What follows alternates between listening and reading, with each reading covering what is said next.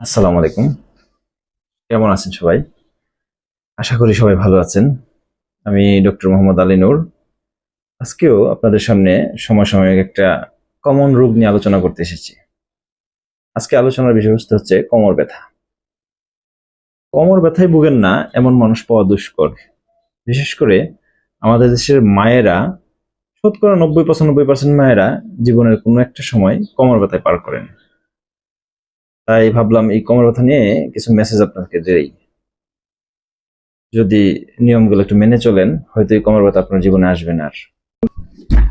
একটু বডির অ্যানাটমিটা দেখিয়ে দিচ্ছি, তাহলে আপনাদের বুঝতে হয়তো সুবিধা হবে। এই হচ্ছে আমাদের বডির মেরুদণ্ড। হ্যাঁ, দেখুন এখানে প্রত্যেকটা আলাদা আলাদা হাড়। হ্যাঁ, প্রতি দুইটা হাড়ের মাঝখানে একটা ভার্টিব্রাল ডিস্ক আছে, আমরা ইন্টারভার্টিব্রাল ডিস্ক বলি এটাকে। এই যে এটা ইন্টারভার্টিব্রাল ডিস্ক। আর এই যে ভার্টিব্রার পিছন দিকে দেখেন একটা গ্যাপ আছে, পিছন দিয়ে একটা গ্যাপ আছে দেখেন। এটা হচ্ছে একদম ব্রেন থেকে আসছে। এটাকে আমরা স্পাইনাল কলাম বলি। হ্যাঁ, স্পাইনাল কলামের ভিতর দিয়ে আসছে হচ্ছে স্পাইনাল কর্ড, এই একটা পাইপের মতো। এই স্পাইনাল কর্ডের ঘরের ইলেকট্রিক কাজ করে দেখেন না, একটা পাইপের ভিতর অনেকগুলো তার নিয়ে যায়। সেম এই স্পাইনাল কর্ডের ভিতর দিয়ে অনেকগুলা নার্ভ আসছে। এই নার্ভগুলো হচ্ছে বডির সবকিছুতে ইনফরমেশন দেয় আমাদের। হ্যাঁ, ধরেন হচ্ছে কারো কারো এই ডিস্কটা যদি এখান থেকে সরে গিয়ে একটু পিছনে চাপ দেয়, তাহলে কি হবে? ওই নার্ভে চাপ পড়বে, তখন এইখানে তো ব্যথা হবেই, পাশাপাশি এই নার্ভ বডিতে যেখানে সাপ্লাই দিচ্ছে, ধরেন হচ্ছে এই বাম পায়ে সাপ্লাই দিচ্ছে, তাহলে বাম পায়ে ব্যথা যাবে, বাম পা অবশ অবশ হবে, জিলকি দিয়ে ব্যথা করবে। ডান পায়ে গেলে তদ্রুপ ডান পায়ে ব্যথা যাবে, সেম ব্যথা হবে। আর কি কারণে ব্যথা হয়? এই যে হাড়গুলি, এই হাড়গুলি খুব চমৎকার ভাবে আল্লাহ বিভিন্ন মাসল এবং লিগামেন্ট দিয়ে আটকে রেখেছেন, সাপোর্ট দেওয়া আছে। হ্যাঁ, যখন এই সাপোর্টে কোনো প্রবলেম হবে, যেমন সাপোর্টটা উইক হয়ে যেতে পারে, বা কোনো ইনফ্লামেশন হইতে পারে কোনো প্রদাহর কারণে, ইনফেকশনের কারণে, বা স্ট্রেসের কারণে, হার্ড ওয়ার্কের কারণেও প্রদাহ হইতে পারে, তখনই আপনার এখানে ব্যথা করবে। এছাড়াও ব্যথা হয়ে থাকে হচ্ছে আপনার বয়স 40-এর পরে ক্যালসিয়ামের ঘাটতি চলে আসে, ভিটামিন ডির ঘাটতি চলে আসে, তারপর দীর্ঘদিন কাজের কিছু অভ্যাসগত কারণেও ব্যথা আসতে পারে। তাহলে কি করতে হবে এই ব্যথা মুক্ত জীবন হইতে হলে?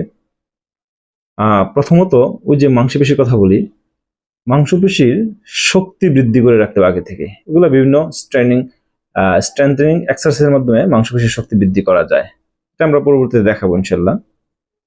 তারপর হচ্ছে আপনার ভিটামিন ডি ঘাটতি যেন না হয়, ভিটামিন ডি রিচ খাবার খেতে হবে, ক্যালসিয়াম রিচ খাবার খেতে হবে। বিশেষ করে দুধ, কলা, তারপর সবজি, ছোট মাছ, এগুলোতে ভিটামিন ডি, ক্যালসিয়ামের প্রচুর পরিমাণ পাওয়া যায়, এগুলা বেশি বেশি খাবেন। ওজন কমাতে হবে। ওজন ব্যথার জন্য সবচেয়ে ক্ষতিকর। আপনার ওজন বেশি আবার আপনি ব্যথা কমাবেন কখনোই সম্ভব না, অবশ্যই ওজন নিয়ন্ত্রণ রাখতে হবে। এছাড়াও হচ্ছে আপনার নরম বিছানায় ঘুমানো। অনেকে আমরা শখ করে নরম বিছানায় ঘুমাই, একদম ভুল এটা। নরম বিছানায় ঘুমানো যাবে না। নরম বিছানায় ঘুমালে কোমর ব্যথা থাকবে আপনার। তারপর ঘুমের কিছু অভ্যাস আছে, ধরেন হচ্ছে আপনি এক পাশ হয়ে ঘুমানোর চেষ্টা করবেন সবসময়। এক পাশ হয়ে ঘুমাবেন এবং উপরের পাটা একটু বাঁকার পর একটু বাঁকা করে দিবেন, তাহলে কোমর ব্যথা তুলনামূলক আপনার কম হবে। এছাড়া হচ্ছে দৈনন্দিন আমরা যখন কাজকর্মের সময় নুয়ে কাজ করা থেকে বিরত থাকবেন। একসাথে বেশি সময় নুয়ে কাজ করা যাবে না।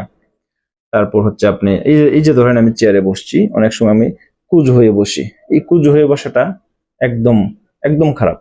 সবসময় একটু স্ট্রেট সিনা টান করে বসতে হবে। চেয়ারে বসলে একটু শরীরের ভারটা আপনি চেয়ারে ছেড়ে দিতে হবে, যেন কোমর উপর চাপ কম পড়ে। এই কথাগুলো মানলে আশা করি পরবর্তীতে কোমর ব্যথাটা ইনশাল্লাহ আপনার আসবে না। যদি চলে আসে তাহলে কি করণীয়? চলে আসলে হচ্ছে শুধু পেন কিলার খেলে আপনার সাময়িক কিছুটা আরাম হবে, একবারে নির্মূল হবে না। নির্মূল করতে হলে আপনার ওই যে যেই কারণে ব্যথা হয়েছে সেই কারণটা খুঁজে বের করতে হবে। আইদার এটা হচ্ছে যদি মাংসপেশি রিলেটেড হয়, মাংসপেশির শক্তি বৃদ্ধি করতে হবে। যদি ইন্টারভার্টাল ডিস্কের প্রবলেম হয়, ডিস্কের চিকিৎসা নিতে হবে। যদি ভিটামিন ডির ঘাটতি হয়, ক্যালসিয়ামের ঘাটতি হয়, ওই রিলেটেড চিকিৎসা নিতে হবে। যাদের এই ধরনের প্রবলেম আছে, ইনশাল্লাহ আমাদের নূর কেয়ারে আসবেন। আমরা সর্বোচ্চ চেষ্টা করবো আপনাকে ব্যথামুক্ত জীবন দেওয়ার। ধন্যবাদ সবাইকে। ভালো থাকুন, সুস্থ থাকুন। আসসালামু আলাইকুম।